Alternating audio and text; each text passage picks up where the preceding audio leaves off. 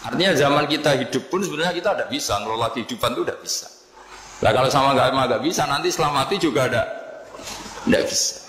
Ya sudah, ketika kita hidup yang ngelola juga Allah, ketika mati juga yang ngelola. Bedanya apa? Nah, ini di sini terus kita dilatih inna sholati wa nusuki wa mahyaya wa mamati lillahi rabbil alamin. Tapi kenapa kita ragu terhadap kehidupan setelah kematian? Karena ketika kita hidup seakan-akan kita tahu cara hidup. Makanya Allah itu tersinggung betul ketika ada orang merasa bisa ngelola cara hidupnya. Makanya kata Allah kalau gojlok orang-orang yang kepedean itu, kalau kamu top, mbok jangan mati. Itu falaula in kuntum ghairu madinin tarji'unaha in kuntum shadiqin. Kalau kamu merasa top itu jangan mati. Di mana-mana mati itu tidak top. Falaula idza balaghatil hulqum wa antum khina idin tanzur. Mbok ketika nyawa kamu sudah sampai kerongkongan, kamu tarik lagi supaya kamu tidak mati. Mati itu tidak top. Katanya kamu top kok. Mati. Jangan mati. Kalau top itu jangan mati, jangan miskin, jangan tua, jangan jadi jelek. Pokoknya top terus itu. Itu digocol sama Allah. Tapi orang itu lupa bahwa nah ketika sehat begini kita seakan-akan ngelola kehidupan. Nah gara-gara merasa ngelola seakan-akan kalau mati lalu saya gimana ya kalau mati. Nah cara berpikir masyarakat gini, kalau kampung ini mau dibalik sama Allah, mau ada adab, logikanya yang tahu akan ada adab itu pasti sudah pergi.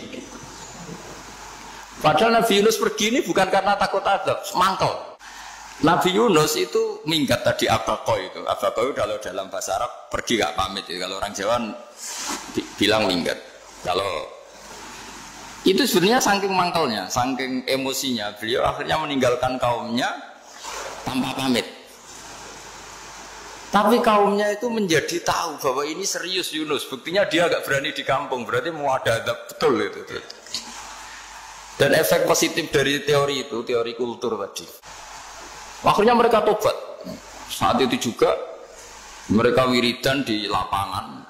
Terus semua kesalahannya diselesaikan. Sampai ada rumah yang sudah dibangun permanen karena di tanah tetangga. Dirobohkan saat itu juga.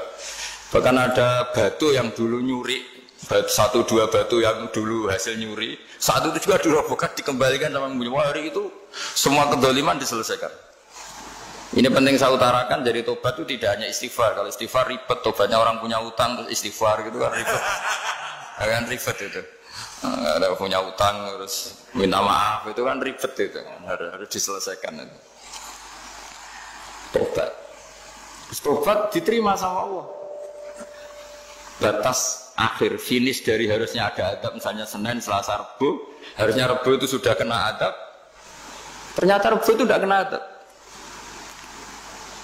Nabi Yunus sebetulnya juga penasaran kampungnya itu kena adab tidak, dilihat dari jauh ternyata tidak, tambah kecewa dia gitu. Wah ini saya kalau pulang pasti dibunuh karena saya jaga pembohong. Di masyarakat situ ada aturan siapa yang bohong dibunuh. Padahal Nabi Yunus ngumumkan nanti Rebu ada azab. Kira-kira gitu. Ternyata Rebu itu udah ada azab, makanya dia sudah di batas kampung kembali minggat lagi karena nanti pulang pasti dibunuh karena dia udah kebohong. Ya akhirnya masyhur itu. Terus dia ikut nelayan sekenanya, yang penting lari dari kampung. Ikut nelayan sekenanya. Zaman itu ini saya ulang lagi zaman itu. Nanti ini efeknya nanti ke tauhid. Zaman itu para nelayan tuh kayak sepakat. Kalau ada kapal atau perahu kok mau tenggelam, itu pasti ada yang minggat. Hanya minggat itu pergi tidak terhormat.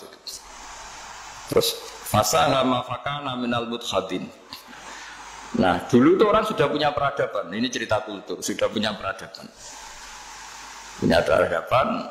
Ya sekarang gini, kalau nyemplungkan salah satu kan tidak adil diundi. Ternyata yang keluar dia, Nabi Yunus. Terus mereka tahu ini orang nggak pantas dikorbankan. Karena Nabi di mana-mana itu ganteng. Memang Allah itu punya sunat unik. Nabi itu harus paling ganteng di kampungnya.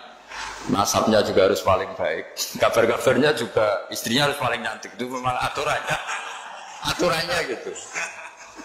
Nggak tahu saya. Dulu saya juga janggal, kenapa Nabi aturannya harus gitu. Angen-angen di pemimpin elek ya isin itu maksudnya. Kalau pemimpin dia masak keriting itu kan piye gitu rasanya terus. Jadi Nabi itu pasti itu paling ganteng di kampungnya, terus dari nasab ya terbaik, terus rata-rata istrinya itu ya selain solihah itu ya paling ganteng. Karena ya dibully kan, sowar tidak jadi Nabi, bujone elek kan ya ribet kalau misalnya ada yang bully gitu kan juga ribet. Singkat cerita terus dia akhirnya ditenggelamkan, dibuang karena beliau seorang Nabi, faltaqamahul khut. Beliau ditelan ya. Iltiqam itu tidak digigit, ditelan ya. Karena ditelan beliau tidak mengalami dikunyah, ditelan. Iltiqam itu ditelan. Karena beliau seorang Nabi di dalam batnil khut itu di perut. Itu dia wiridan.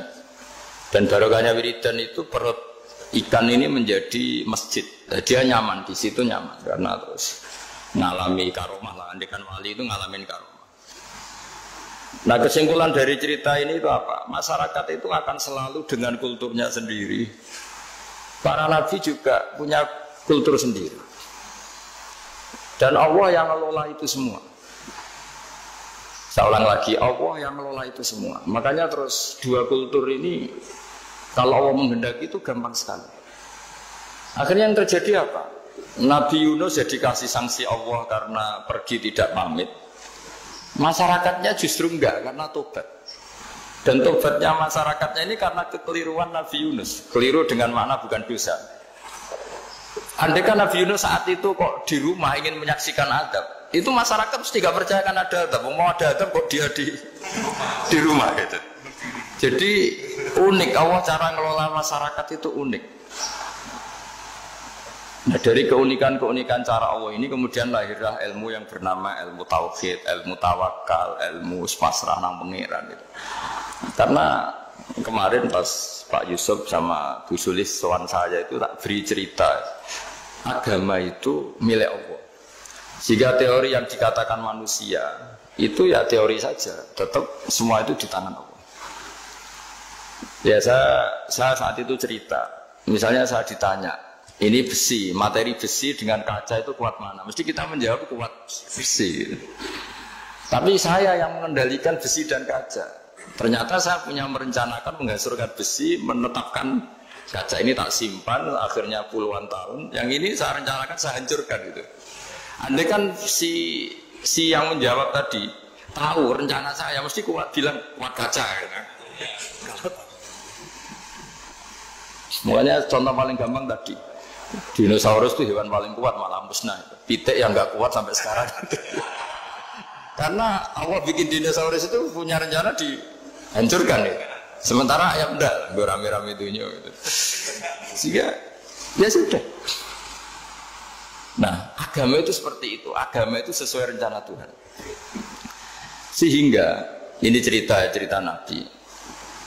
Sehingga Nabi itu kadang nggak tahu bedanya antara sesuatu yang punya data, punya perangkat-perangkat untuk menuju A misalnya, itu nggak tahu bedanya. Jadi kalau Nabi ditanya misalnya gini, onta itu lahir dari betinanya, dari indukannya bisa, ya bisa.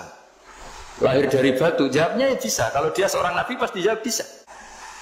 Jadi kalau Nabi ditanya mata air itu keluar dari bumi kedalaman 7 meter, bisa. Keluar dari sini, dari meja, jawabannya ya bisa. Karena Nabi itu saking dekatnya Allah, tahu betul bahwa perangkat di dunia ini tidak bisa mendikte Allah. Semua itu kehendak Allah. Logika yang terbangun Nabi itu sebenarnya gampang ya. Kalau kita teliti itu hanya gampang itu, sesuatu yang benar itu pasti bisa dijelaskan secara gampang. Nah ini ngaji tauhid biar tidak terlalu berteori itu. Karena kalau saya cerita uang pinter jenengan. Dan saya tidak ingin pinter tentang uang. Tak beri contoh. Nah ini supaya nanti kalau sampean suatu saat meninggal ketemu mungkar nakir itu tahu cara menghadapi. Nanti tak warai tekniknya. Makanya ada cerita agama ini baik sekali. Orang bocorkan ujian nasional itu kriminal, bisa ditangkap Pak Rosidi. Tapi agama ini pertanyaan mungkar nakir dibocorkan semua kiai. Itu nggak ditangkap sama mungkar nakir. Harusnya kan rugi karena ini pertanyaan Tapi semua kiai kan sudah membocorkan. Nanti pertanyaannya di kuburan itu buka Tuhanmu siapa?